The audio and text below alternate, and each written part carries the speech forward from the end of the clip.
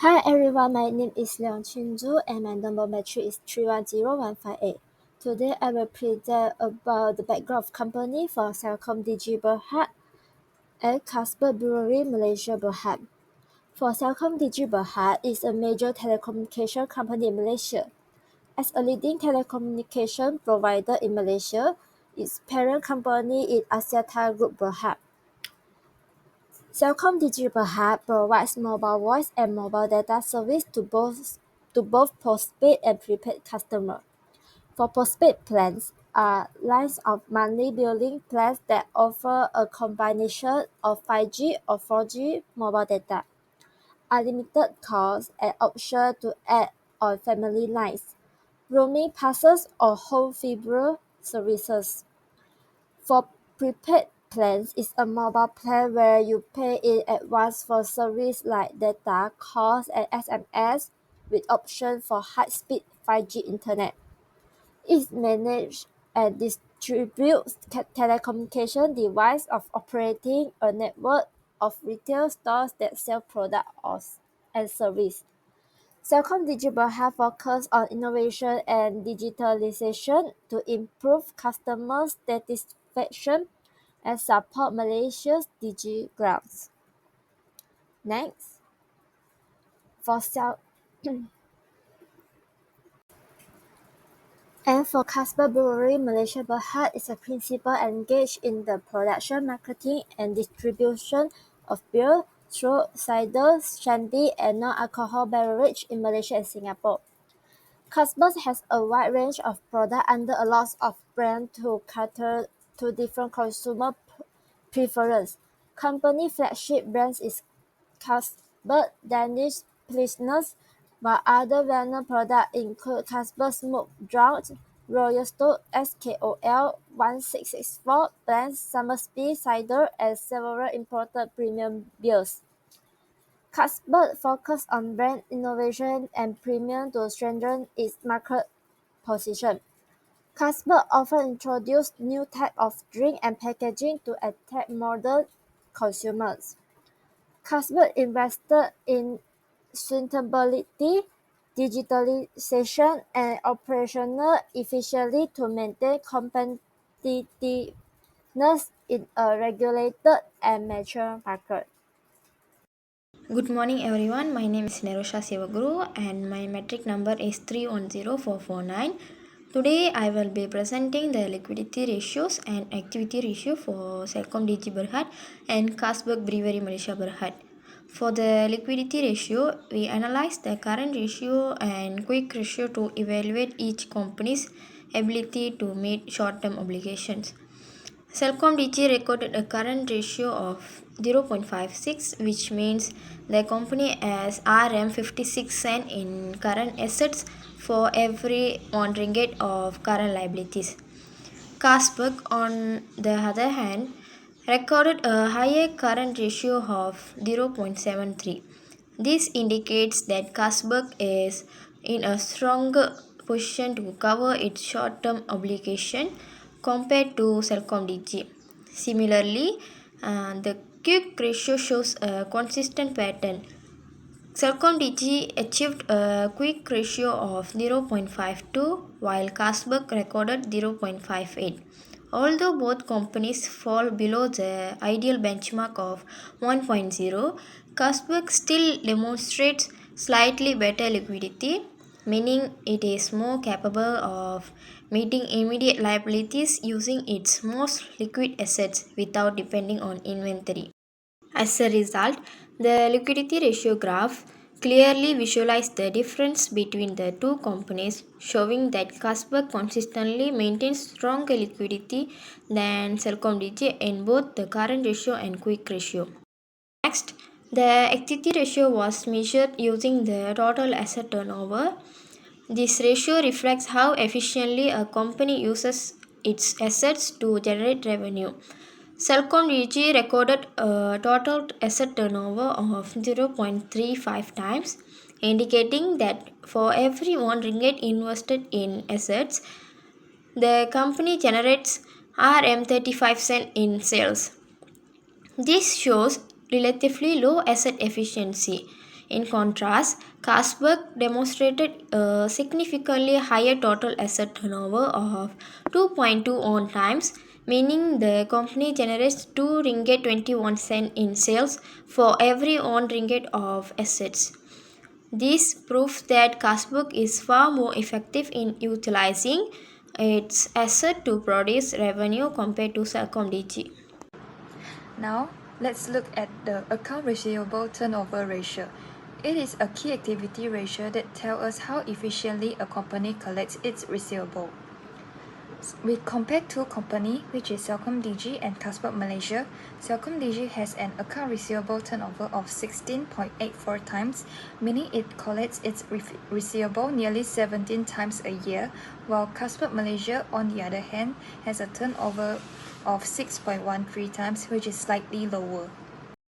Overall, the total asset turnover graph clearly illustrates that Carlsberg is far more efficient than Celcom DG in generating sales from its assets. Now, let's look at the graph of the account receivable turnover. A higher turnover usually means faster collection and better cash flow.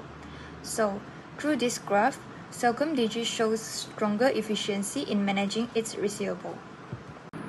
Hi everyone, so now I'm going to present the profitability ratio. It is a key indicator of how efficient a company turns sales and shareholders' investment into profit. We are comparing two companies, which is Celcom DG and Carlsberg Malaysia, across two metrics. So first is the profit margin on sales. Celcom DG earns 11 cents for every 1 ringgit in sales, while Carlsberg earns 14.34 cents. This means Carlsberg is slightly more efficient at converting revenue into profit. Next, the return on common shareholders' equity. Celcom DG delivers a return of 8.6%, but Carlsberg achieves a remarkable 134.3%. In other words, for every 1 ringgit invested by shareholders, Carlsberg generates 1 ringgit and 34 cents in profit. That's a significant difference and highlights Carlsberg's strong performance in delivering shareholders' value. So overall, this slide shows that Carlsberg Malaysia outperforms Celcom DG in both profitability ratio, especially in terms of return on shareholders' equity. Moving on to the next slide, we will be looking at the leverage ratio, which helps us understand how much debt a company uses to finance its assets and equity. We are comparing Celcom DG and Carlsberg Malaysia across two key metrics. So the first one is debt to assets ratio. Celcom DG used 55 cents of debt for every 1 ringgit in assets, while Carlsberg Malaysia used 75 cents of debt for every 1 ringgit in assets. This means Carlsberg relies more heavily on debt to fund its assets base, which could indicate higher financial risk. So the second one is debt to equity ratio. Celcom DG ratio is 0.81, meaning it has 81 cents in debt for every 1 ringgit in equity, while Carlsberg ratio is 3, meaning it carries 3 ringgit of debt for every 1 ringgit of equity. This shows that Carlsberg is significantly more leveraged, which may amplify returns, but also increases the exposure to financial volatility. So in conclusion, in both metrics, Carlsberg Malaysia demonstrate a higher reliance on debt, suggesting a more aggressive capital structure compared to Celcom DG. This is important for investors to consider when evaluating financial stability and risk. Hi everyone, my name is JENG. My metric number is 310102. I will be presenting about financial comparison between two companies, which is Celcom DG Berhad and Carlsberg Brewery Malaysia Berhad. For the first comparison is about the liquidity ratio. Liquidity ratio can be separated into two aspects. One is current ratio, one is quick ratio. Celcom DG current ratio is 0.56, while Carlsberg is 0.73. This means Carlsberg is slightly better at covering its short-term liability through the higher ratio may also suggest excess asset. For the quick ratio, Celcom DG scored 0.52 and Carlsberg 0.58. Both companies have similar liquidity, but Carlsberg still shows a slightly stronger ability to meet obligations without relying on inventory. The second comparison is about the activity ratio. Total asset turnover shows a clear difference. Celcom DG reports 0.35 times, whereas Carlsberg reports 2.21 times. Carlsberg is far more efficient in using its asset to generate revenue. However, for asset receivable turnover, ChelcomDigi performed better with 16.84 times compared to Carlsberg's 6.13 times. This means ChelcomDigi collects receivable faster and manages cash flow more efficiently. The next comparison is about the profitability ratio. Carlsberg again performed better in profitability. Its profit margin is 14.34%, higher than ChelcomDigi 11%, indicating better cost control.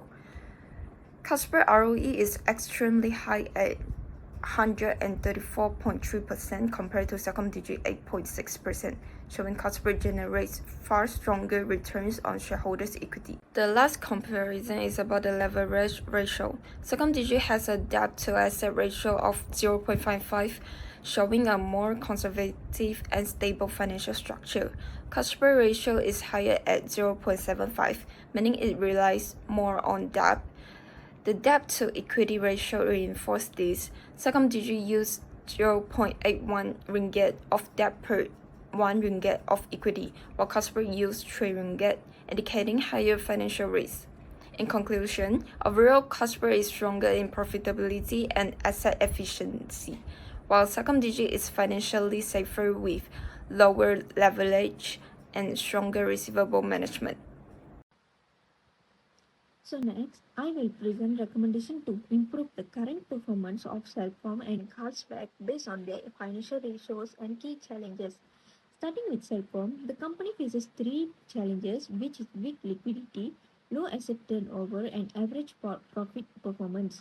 To improve liquidity, Cellcom can focus on strengthening current assets and reducing short-term obligation. This can achieve by controlling operational expenses, retaining a slightly higher portion of profit, and reassessing its short-term dividend policy.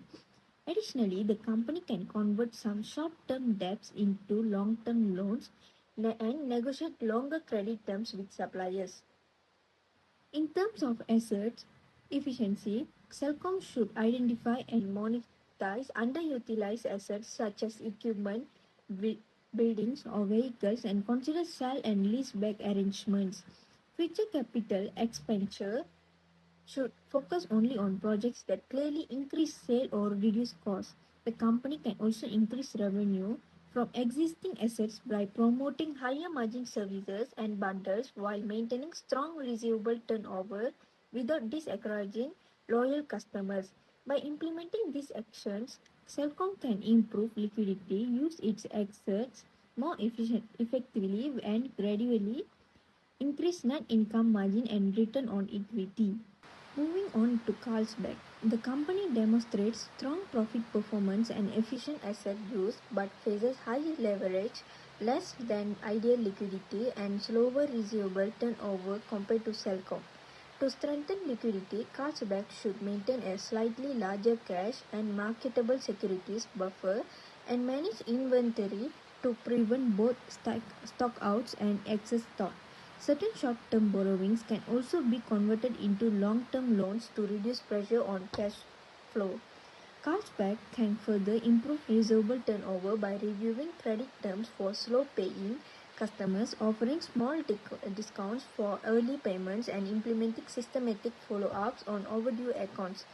Given the high leverage, the company should gradually reduce debt using profits and free cash flow while temporarily retaining more earnings instead of paying high dividends. These measures will reduce liquidity risk, speed up cash collections, and make Carlsberg's high performance more sustainable and less risky for both shareholders and lenders. In summary, both ChelcomDigi and Carlsberg can enhance their financial health through targeted action on liquidity, asset utilization, and receivable management. With consistent implementation, these strategies will strengthen profitability and ensure long-term stability for both companies.